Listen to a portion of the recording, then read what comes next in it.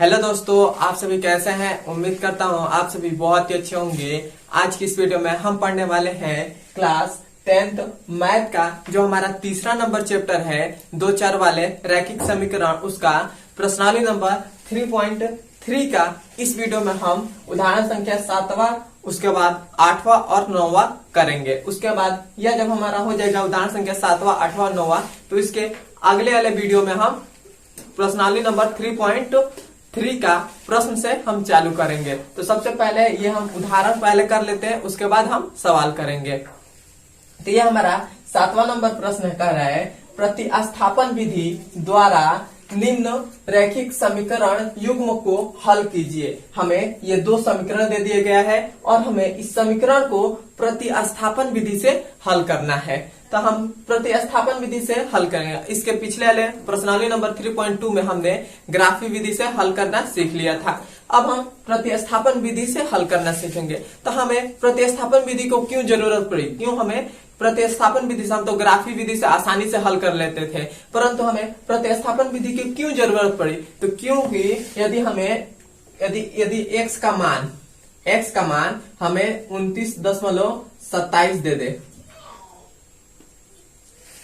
29.27 दे दे x का मान, और y का मान हमें दे दे 24.33 दे दे। यदि हमें ये दे दे तो हम ऐसे ग्राफ पर यदि हम बनाए तो जो हमारा ऐसे हमारा जो बिंदु कट करेगा, तो ये जो हमारा यहाँ पर बिंदु कट कर रहा है, तो ऐसे हमें निकालने में थोड़ा प्रॉब्लम आ सकती है। मतलब ऐसे निकल भी सकता है, ऐसा नहीं है कि ऐसा नहीं निकलेगा, निकल जाएगा, परंतु हमें बहुत प्रॉब्लम आती है। मतलब उस सवाल को बहुत ही कठिन हो जाता है। उसीलिए हम प्रतिस्थापन विधि को यूज करेंगे। तो इसमें हम प्रतिस्थापन विधि सीखेंगे कि प्रतिस्थापन विधि कैसे हल करते हैं, प्रतिस्थापन विधि से कैसे सवाल को हल करते हैं। हम पहले इसको मिटा दे रहे हैं, उसके बाद सवाल को हल कर रहे हैं।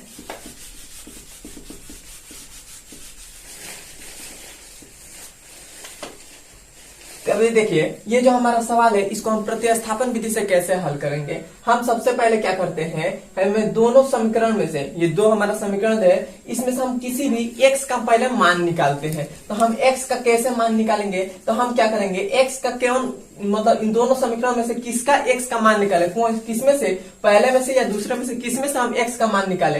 तो आप हमेशा ध्यान दीजिएगा, जो हमारा ऊपर जो x का गुणांक देखेगा इन दोनों में, तो हमारा दो ये चर है, इन चरों में देखिएगा कि कौन इन दोनों चरों का जो गुणांक है वो सबसे छोटा है। तो इस समीकरण में पहले वाले हमारा जो समीकरण है, इसे मान लेते हैं पहला समीकरण, इसे दूसरा समीकरण, क्या हो गया। अब हम देखेंगे कि ये हमारा चर का गुणांक क्या है, ये जो हमारा x है इसका गुणांक क्या है, तो 7 है, और इसका क्या है, तो माइनस का 15 है, और x का इस चर का गुणांक क्या है, तो 1 है, और इस चर का गुणांक क्या है, तो प्लस का 2 है। तो हम सबसे पहले क्या देखते हैं, जो हमारा चर का जो गुणांक रहता है, वो जो सबसे छोटा रहता है उसी को हम लेते हैं। तो इसमें हमारा समीकरण वाले 2 में हमारा चर का जो गुणांक है वो सबसे छोटा ये वाला है। मतलब इस समीकरण में हमारा सबसे छोटा गुणांक मिल रहा है चरों का।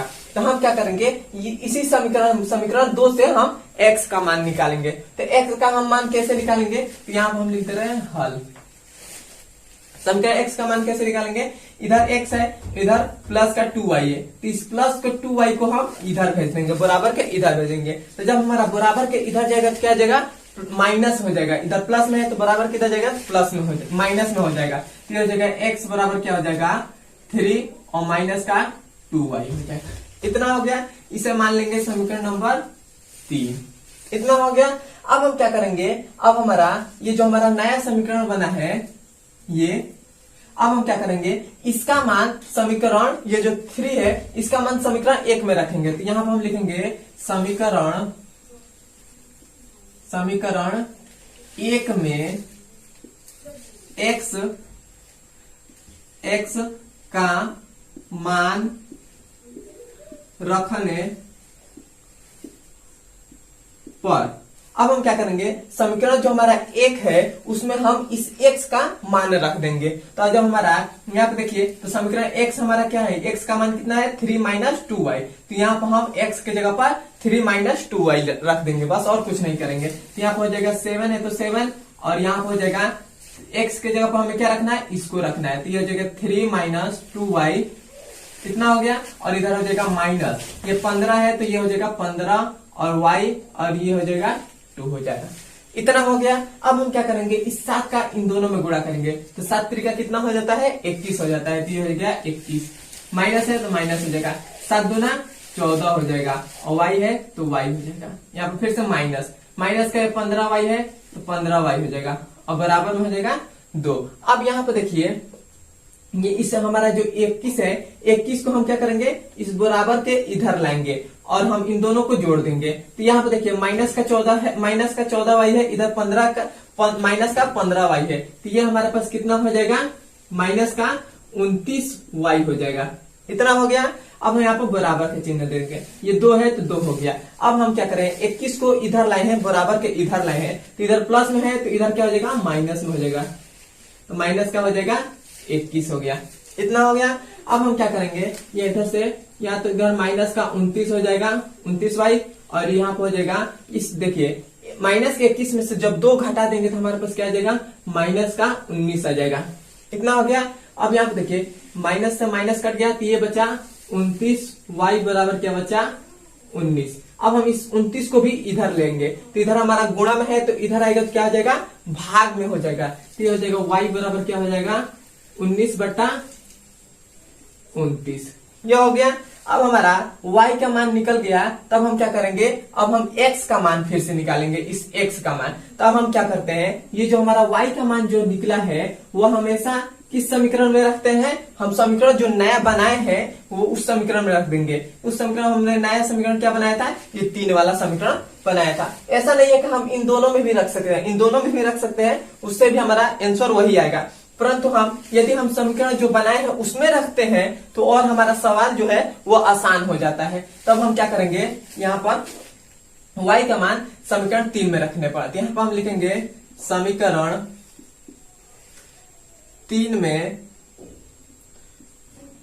3 में y का मान रखने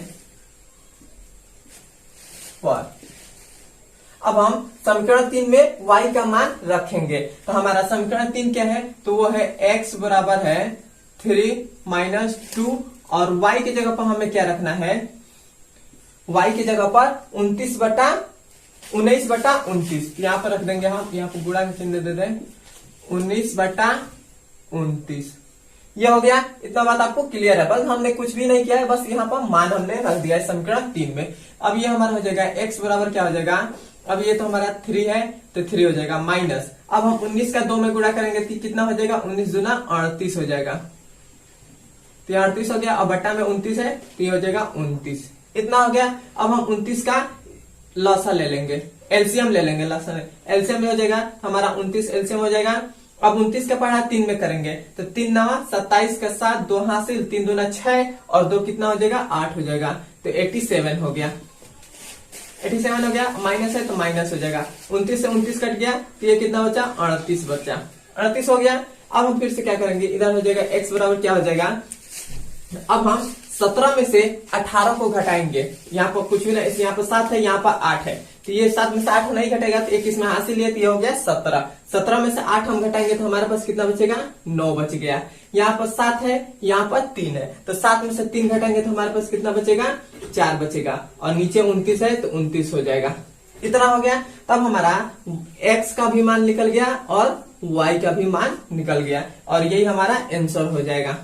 ये हमारा बस हम y और x का मान निकाल लेते हैं, वही हमारा आंसर हो जाता है। बहुत ही प्रतिस्थापन विधि आसान है, बस आपको समझने के बस जरूरत है। अब यदि आप अच्छे से समझ लेते हैं तो यह प्रतिस्थापन विधि आंख मूंदकर अभी आप लगा सकते हैं। बस हमने यहाँ पर क्या किया, ये जो हमारा 2 समीकरण दिया था वहां से हमने क्या किया, बस x का मान निकाल लिया। x का जब हम मान निकाल लिए तो अब हम क्या करेंगे, जो x का मान आया वो समीकरण 1 में रख देंगे, 1 में रख देंगे। तो ये हमारे यहाँ पर समीकरण 1 में x का मान यहाँ पर हमने रख दिया। उसके बाद आगे हम हल किया तो ये हमारा ऐसे आ गया, उससे आपका y का मान हमारा आ गया 19/29 आ गया। उसके बाद जब हमारा y का मान आ गया तो अब हम y का मान किस में रखें, इन तीनों समीकरण में, तो हम क्या करते हैं, y का मान उसमें रखते हैं जो हम समीकरण बनाए रहते हैं।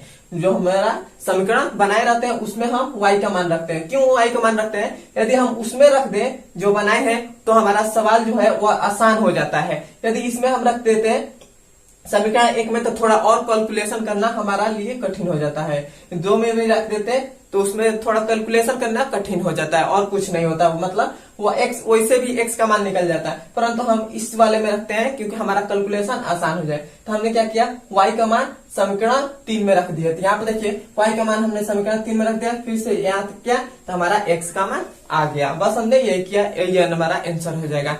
यहाँ तक आपको समझ में आया है तो हमारे चैनल पर नए हैं तो पहले सब्सक्राइब भी कर दीजिए और लाइक भी कर दीजिए और कमेंट में बताइए कि यहाँ तक आपको समझ में आ गया है कि नहीं।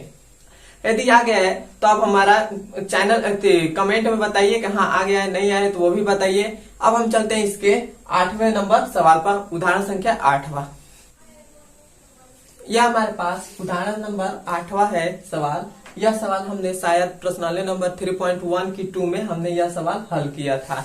इस सवाल को अब हम इस सवाल को हल करते हैं। यह सवाल हमसे कह रहा है, आफ्ताब अपनी पुत्री से कहता है 7 वर्ष पूर्व मैं तुमसे 7 गुनी आयु का था, अब से 3 वर्ष बाद मैं तुमसे केवल 3 गुनी आयु का रह जाऊंगा, इसे प्रतिस्थापन विधि से हल कीजिए। हमें इस क्वेश्चन में कह रहा है कि इस क्वेश्चन को प्रतिस्थापन विधि से हल कीजिए। हमें दे दिया आफ्ताब और उसकी पुत्री के आयु, आफ्ताब है वो अपनी पुत्री से कह रहा है मैं तुमसे 7 गुनी आयु का, मैं तुमसे 7 वर्ष पूर्व मैं तुमसे 7 गुनी आयु का था, अब से 3 वर्ष बाद मैं तुमसे 3 गुनी आयु का रह जाऊंगा, तो इसी से प्रतिस्थापन विधि से हल कीजिए। तो हम इस सवाल को कैसे हल करेंगे, हमने उस समय भी बताया था कि सबसे पहले तो जो जो दिया रहता है उसको लिख लेते हैं। तो हमें दिया है आफ्ताब, लिख लेते हैं। यहाँ पर लिखेंगे पहले तो आफ्ताब। जब भी आयु वाला क्वेश्चन दे दे, वर्तमान आयु वाला, उसको पहले तो जो हमारा उसमें जिस 2 व्यक्ति की बात होती है उस पहले व्यक्ति को लिख लेते हैं। पहले वाले व्यक्ति को आफ्ताब है हमारा, तो यहाँ पर हो जाएगा आफ्ताब हो गया। और दूसरे वाले व्यक्ति की क्या है, पुत्री है, मतलब आफ्ताब की पुत्री है, तो उसको हम नीचे लिख लेंगे। तो यहाँ पर हो जाएगा पुत्री हो गया। अब हम ऐसे लाइन खींच देंगे, इतना हो गया। अब हम क्या करेंगे, इसके जस्ट ऊपर, मतलब इस आफ्ताब के जस्ट ऊपर इस साइड में हम लिखते हैं वर्तमान आयु। तो यहाँ पर हो जाएगा वर्तमान आयु हो जाएगा। इतना हो गया, ऐसे हम लाइन खींच लेंगे। इतना आपको हो गया। अब हमसे इधर एक ऊपर भी ऐसे खींच लेंगे।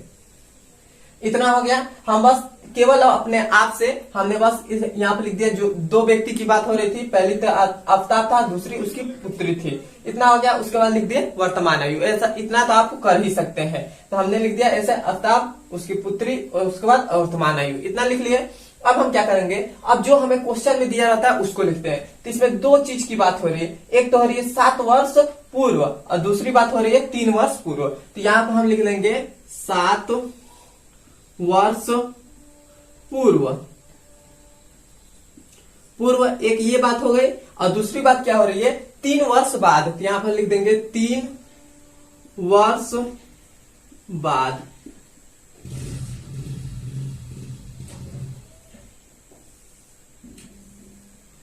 तीन वर्ष बाद, इतना आप कर लेंगे। अब क्या करेंगे, अब हम अज्यूम करेंगे कि जो आफ्ताब की आयु है वो x वर्ष है, मतलब हम आफ्ताब की आयु मानेंगे, मतलब अज्यूम करेंगे। तो हम आफ्ताब की आयु क्या मानेंगे कि x वर्ष है। अब हम पुत्री की आयु को भी अज्यूम करेंगे कि यह y वर्ष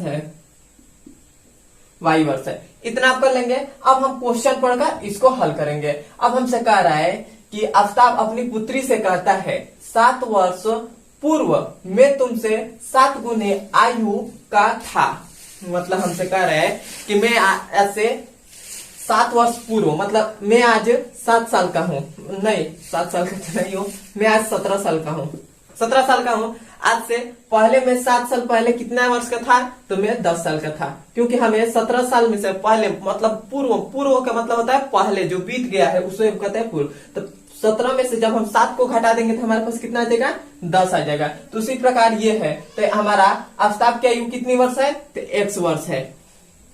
x वर्ष है तो हमें इसमें कह रहा है 7 वर्ष पूर्व, तो आफ्ताब की आयु में से हम 7 वर्ष पूर्व घटा देंगे तो ये हो जाएगा आफ्ताब की आयु x वर्ष है, तो x में से 7 वर्ष घटा देंगे तो ये हो जाएगा वर्ष हो जाएगा।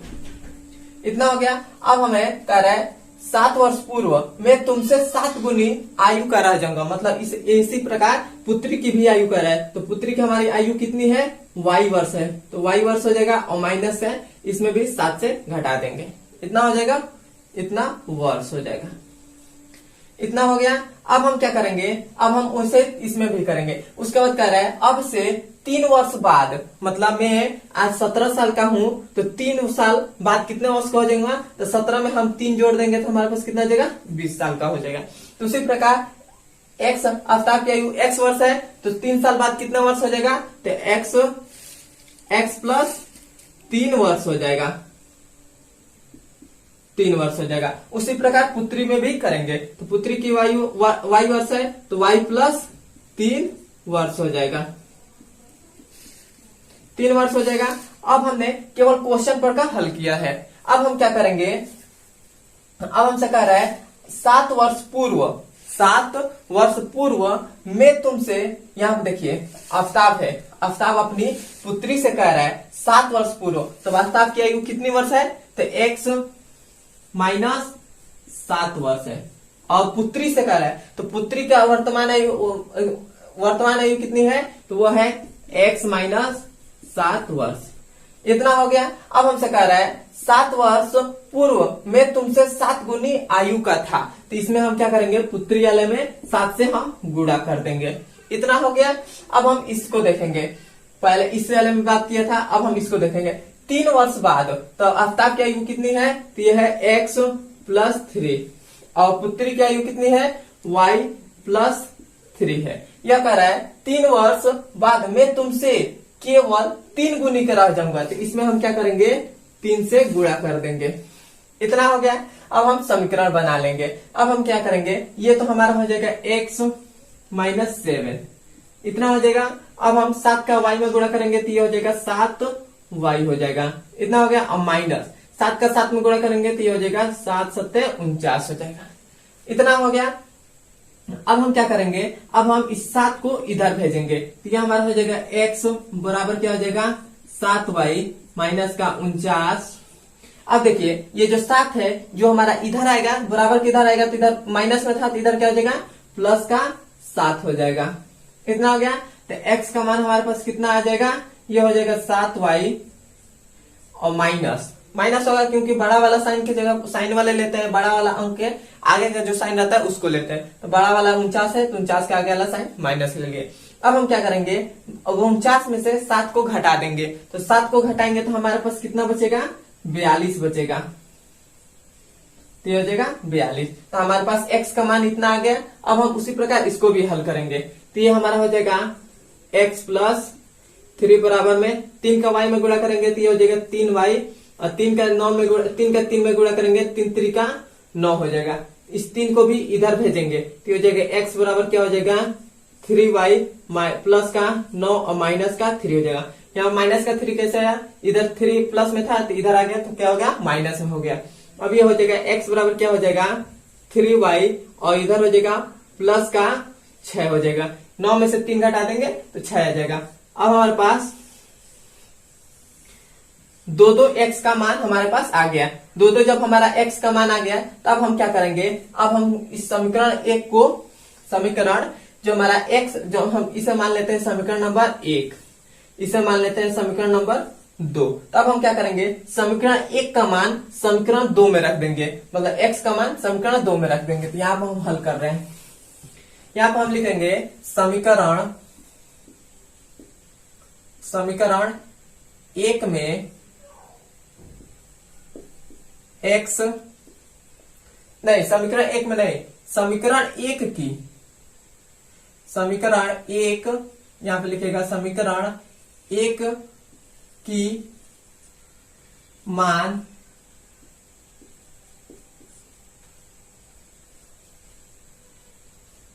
यहां पर आप लिखिएगा, अब लिखेगा ये जो हमारा x का मान आया है, ये दो x का मान हमारा आ गया है। अब क्या करेगा, इस x का मान समीकरण 2 में रखिएगा। तो हम क्या करेंगे, ये यहाँ पर x समीकरण 1 का मान समीकरण 2 में रखेंगे। तो यहाँ पर लिखिएगा समीकरण 1 का मान समीकरण 2 में रखने पर, अब हम समीकरण 1 का मान समीकरण 2 में रखेंगे। तो हमारे पास x का मान कितना है, तो वो है यहाँ पर समीकरण 2 में रखेंगे। तो हमारे x के जगह पर क्या हो जाएगा, x के जगह पर ये हमारा हो जाएगा। तो ये हो जाएगा 7y और माइनस का 42 और इक्वल टू कितना हो जाएगा 3y और ये हो जाएगा प्लस का 6 हो जाएगा। इतना हो गया। अब हम क्या करेंगे, अब हम इस y को, ये जो हमारा इधर y है 3 में, इसको हम इधर भेज देंगे और इस 42 को इधर भेज देंगे। तो ये हमारे पास हो जाएगा 7y और माइनस का 3y हो जाएगा। इस 42 को इधर भेजेंगे तो ये हमारा हो जाएगा 6 प्लस 42 हो जाएगा। इतना हो गया। अब हम 7y में से 3y को घटा देंगे तो हमारे पास कितना आ जाएगा, 4y आ जाएगा। और बराबर में अब 42 में 6 जोड़ देंगे तो ये हो जाएगा 48 हो जाएगा। 48 हो गया। अब हम इस 4 को इधर भेजेंगे तो y बराबर क्या आ जाएगा 48/4, 4 एकने 4 और 4 दूना 8। तो मतलब y का मान हमारे पास कितना आ गया, 12 आ गया। 12 आ गया। अब हम क्या करेंगे, अब हम y का मान समीकरण 1 में रख दें या समीकरण 1 में रख दें या 2 में रख दें, उससे बात कोई भी नहीं, दोनों में एक ही आंसर आएगा। हम समीकरण 2 में रख रहे हैं तो y का मान समीकरण 2 में रखेंगे तो ये हो जाएगा x बराबर क्या हो जाएगा 3, y के जगह पर हम 12 रखेंगे और प्लस में हो जाएगा 6। ये हो जाएगा x बराबर क्या हो जाएगा 12 36 हो जाएगा। तो ये हो जाएगा 36 और प्लस 6 हो जाएगा। तो x बराबर क्या आ जाएगा, 36 में से 6 जोड़ेंगे तो हमारे पास कितना आ जाएगा 42 हो जाएगा। तो हमारे पास x का मान भी कितना आ गया 42 आ गया और y का मान कितना आ गया 12 आ गया। तो हमारा मतलब आफ्ताब की आयु कितनी वर्ष हो जाएगी 42 वर्ष और पुत्री की आयु कितनी हो जाएगी 12 वर्ष। ये हमारा आंसर हो जाएगा। हमने यही यहाँ हमें पुत्री का आयु y वर्ष माने थे, तो यहाँ पर हमारा पुत्री की आयु कितने वर्ष हो जाएगी 12 वर्ष और पुत्र आफ्ताब की आयु कितने माने थे x वर्ष। तो x वर्ष का मान x का कितना माना है 42, तो ये हो जाएगा 42 वर्ष। ये हमारा आंसर हो जाएगा। अब हम चलते हैं इसके 9वां नंबर सवाल पर। यह हमारे पास उदाहरण नंबर 9वां है। यह हमसे कह रहा है 2 पेंसिल और 3 रबड़ों का मूल्य 9 रुपए है तथा 4 पेंसिल और 6 रबड़ों का मूल्य 18 रुपए है, तो प्रत्येक पेंसिल और प्रत्येक रबड़ का मूल्य ज्ञात कीजिए। तो ऐसा जब भी क्वेश्चन दे दे तो हम क्या करते हैं, जो हमें ज्ञात करने के लिए कहा होता है उसे हम मान लेते हैं। तो यहाँ पर हम लिखेंगे माना लिख लेंगे। अब हम क्या करेंगे, जो हमें कहा है ज्ञात करने के लिए उसे हम मानेंगे। तो हमें पेंसिल का है और रबड़ का है, तो हम यहाँ पे लिखेंगे एक पेंसिल का मूल्य x रुपए है। हम बस मान लेंगे कि एक पेंसिल का मूल्य x रुपए है और तथा फिर से एक रबड़ का मूल्य y रुपए है। इतना हम मान लेंगे। अब हमारा इतना हम मान लिए, तो अब हम क्वेश्चन बोर्ड का हल करेंगे। अब हमसे कह रहा है 2 पेंसिल और 3 रबड़, तो एक पेंसिल का दाम कितना रुपए है x रुपए है, तो 2 पेंसिल का दाम कितना रुपए हो जाएगा 2x हो जाएगा। तो यहाँ पर हो जाएगा 2x हो जाएगा। उसके बाद यहाँ पर हो जाएगा, अब हम कह रहा है 2 पेंसिल, तो एक पेंसिल का x रुपए दाम है, तो 2 पेंसिल का x 2x हो जाएगा, गुणा हो जाएगा तो हमारे पास आ जाएगा। उसके बाद कह रहा है और 3 रबड़, तो एक रबड़ का कितना दाम है y रुपए, तो 3 रबड़ का कितना दाम हो जाएगा 3y हो जाएगा। अब हमसे कह रहा है इन 2 पेंसिल और 3 रबड़ों का मूल्य 9 रुपए है, तो इन दोनों को जोड़ने के बाद कितना रुपए आ रहा है 9 रुपए आ रहा है। इतना आ रहा है, तो ये हमारा समीकरण नंबर 1 हो जाएगा। इतना हो गया। अब हमसे कह रहा है, दूसरी बात कह रहा है 4 पेंसिल, तो एक पेंसिल का दाम कितना रुपए है, x रुपए है, तो 4 पेंसिल का दाम कितना हो जाएगा, 4x हो जाएगा, प्लस हो जाएगा। इतना हो गया। अब हमसे कह रहा है कि 6 रबड़, तो 6 रबड़, तो एक रबड़ का कितना दाम है, y रुपए, तो 6 रबड़ का कितना दाम हो जाएगा, 6y हो जाएगा। और यह कितने रुपए हो रहा है, 18 रुपए हो रहा है, तो ये हो जाएगा 18 रुपए। इसे मानेंगे समीकरण नंबर 2 मान लिए। इतना अब हो गया। अब हम क्या करेंगे,